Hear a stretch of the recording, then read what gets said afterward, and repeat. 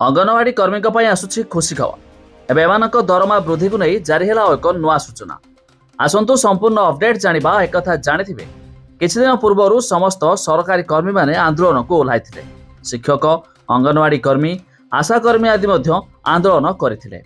एई मध्यरे आसुछि आ एक नुआ सूचना। वीडियो रे जानिबा ता पूर्व वीडियो को लाइक करंतु, सब्सक्राइब करनथिले एबे सब्सक्राइब करी पाखर थिबा घंटी चिन्ह को दबाइ दियंतु।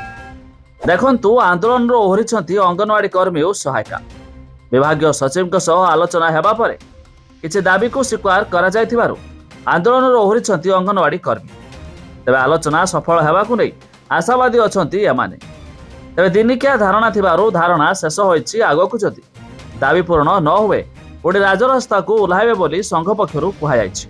तेबे अंगनवाड़ी कर्मी विभिन्न दफा दाबी नै करथिले आंदोलन।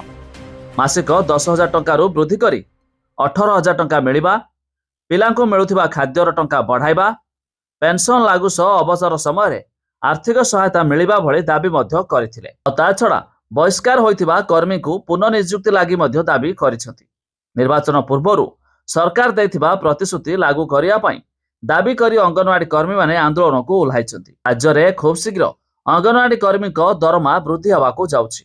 आ जदि दरमा वृद्धि हुए तबे 10,000 परिवर्ते 18,000 टंका मिलिबो सेमानकू दरमा। तबे एनै मध्य राज्य सरकार खूब शीघ्र विधिवत भावे घोषणा करबाकू जाउछंती।